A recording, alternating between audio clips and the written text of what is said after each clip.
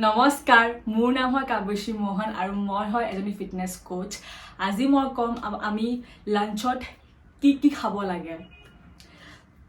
বেছিভাগ আমি ভাতত কি খাওঁ, এনে নৰ্মেলি আমি ভাত লওঁ বহুত, তাৰপিছত আমাৰ চব্জিবোৰ থাকে, আমি চালাড কেতিয়াবা খাওঁ কেতিয়াবা নাখাওঁ, আৰু প্ৰটিনটো বহুতে কম। সেইটো কাৰণে মই আজি ক'ম কি আপোনালোকে এখন প্লেটত কি থাকিব লাগে। চ' এখন ঘূৰণীয়া প্লেট হয় কাঁহৰ, তাত আধা প্লেট আপোনালোকৰ চালাড আৰু গ্ৰীণ লিফি ভেজিটেবলছ, চব্জি আপোনালোকৰ পচন্দ হ'ব পাৰে, বেলেগ আপোনালোকে সদায় খাব পাৰে। মই আজি মোৰ ভাগৰ বিনছ আছিলে, ফ্ৰেঞ্চ বিনছ, তো সেইটো মই ফ্ৰাই কৰিলোঁ আৰু সেইটো আধা প্লেটত সেইটো আছে আৰু লগতে চালাড আছে। চালাড আপোনালোকে গাজৰ দিয়ক, তিয়ঁহ দিয়ক, বিটৰুট, আপোনালোকৰ মৰ্জি আপোনালোকে থ'ব পাৰে, কিন্তু সদায় খাবই লগত।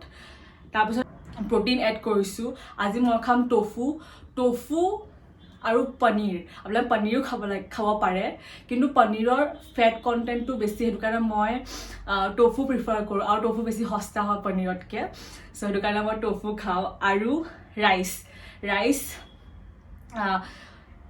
অলপমান ল'ব, আধাতকৈ 1/4 প্লেট আপোনালোকৰ ভাত, নহ'লে ৰুটি, নহ'লে ব্ৰাউন ৰাইচ, সেইটো আপোনাৰ মৰ্জি, আপোনালোকে যি ল'ব বিচাৰে, কিন্তু অলপমান কম এমাউণ্টত খাব।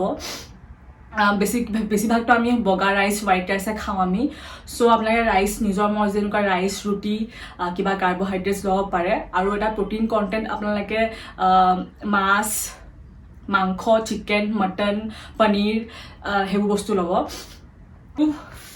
হেল্ডি ফেটছ, সেইটো আপোনালোকে মই বিনছটো আৰু টফুটো মই তেলত ভাজিছোঁ, একেবাৰে কম তেল লৈছোঁ, বহুত বেছি লোৱা নাই, কেলৈ কি তেলত বহুত বেছি কেলৰিজ থাকে, আমি গমেই নাপাওঁ আমি কিমান বেছি খাই দিওঁ তেলতে। চ' সেইটো কাৰণে মই একদম 1/2 টিস্পুন তেলত, মিঠাতেলত ভাজি লৈছোঁ, আৰু সেইটো 1/4।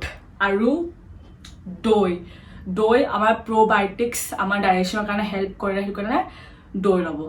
চ' সেইটো আছিলে এইটো ভিডিঅ'ত। হোপ আপোনালোকে কিবা নলেজেবল পালে। যদি চাই ভাল পালে তেতিয়াহ'লে লাইক, শ্বেয়াৰ আৰু ছাবস্ক্ৰাইব কৰিব নাপাহৰিব। এতিয়া মই ভাতটো খাই লওঁ। ধন্যবাদ।